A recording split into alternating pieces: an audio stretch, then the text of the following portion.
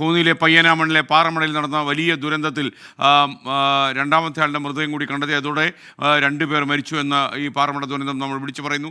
2 മണിക്കൂറിലധികം സമയം നീണ്ടുപോയ തെരച്ചിലിനൊടുവിലാണ് മൃതദേഹം കണ്ടെത്തിയത്.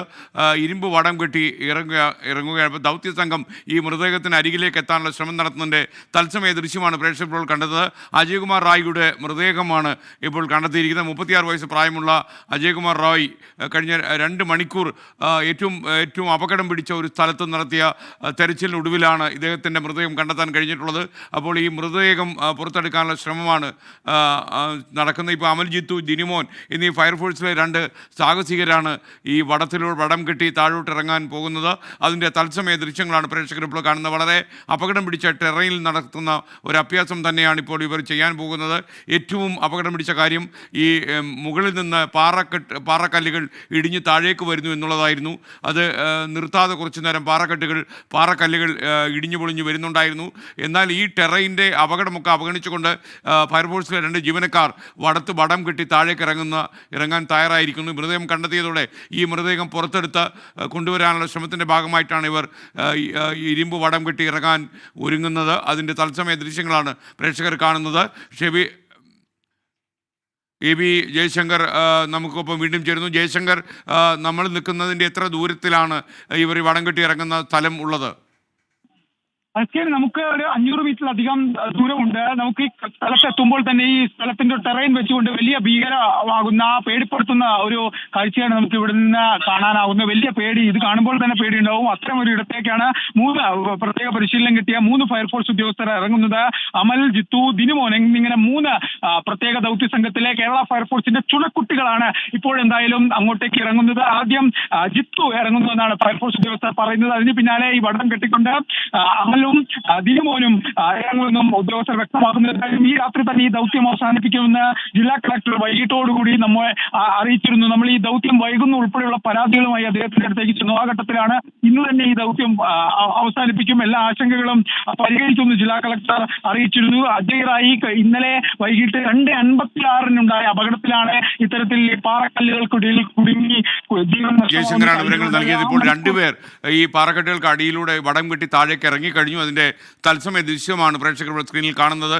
ഏറ്റവും അപകടം പിടിച്ചൊരു ടെറൈൻ തന്നെയാണ്. അവിടെ നിന്ന് ഈ മൃതദേഹം പുറത്തെടുക്കുക എന്ന് പറഞ്ഞാൽ ദുഷ്കരമായ കാര്യം തന്നെയാണ്. എന്നാൽ ഫയർഫോഴ്സിലെ 2 ജീവനക്കാർ ഈ ക്യാബിനുള്ളിൽ കണ്ടെത്തിയ ശരീരഭാഗം പുറത്തെടുക്കാനുള്ള ശ്രമമാണ്. ഇവർ താഴെ ഇറങ്ങിക്കഴിഞ്ഞു.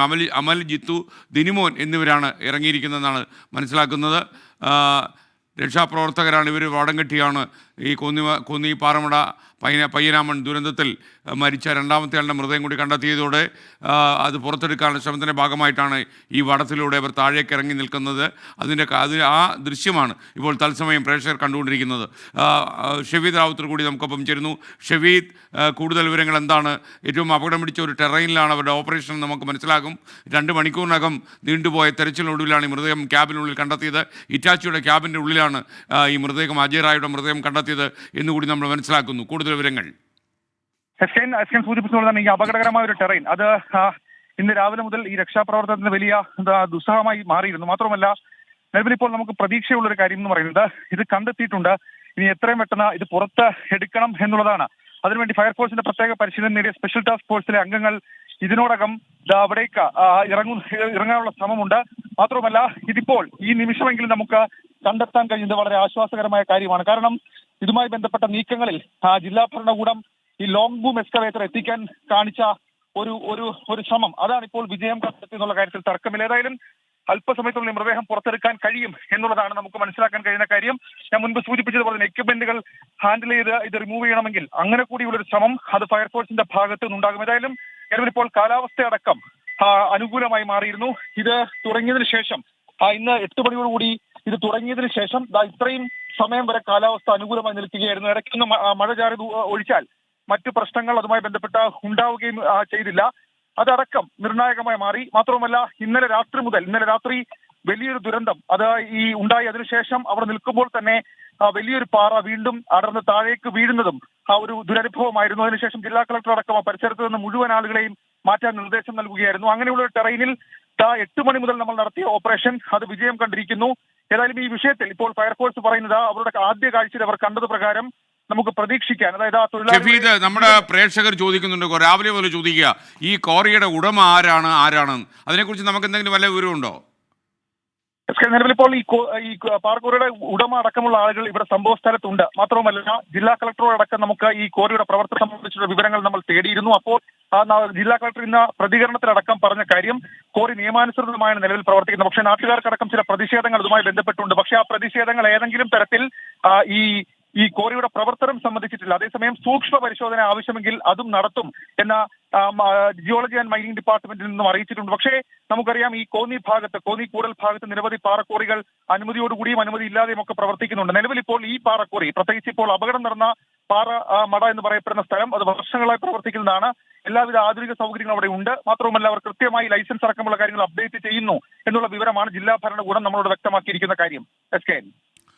ഓക്കെ ഷഫീദ് റാവുത്തറാണ് ഈ പയ്യനാമണിൽ നിന്ന് നമുക്കിപ്പം ചേർന്ന് പാറമടയിലെ ദുരന്തത്തിൽ മരിച്ച രണ്ടാമത്തെ ആളിൻ്റെ മൃതദേഹവും കണ്ടെത്തി എന്നുള്ള വിവരമാണ് നമുക്ക് അറിയാൻ കഴിയുന്നത്.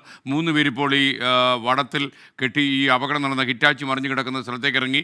ഹിറ്റാച്ചിയുടെ ക്യാബിനുള്ളിലാണ് ഈ മൃതദേഹം ഉള്ളത്. അതിന് പുറത്ത് എടുക്കേണ്ടതുണ്ട്.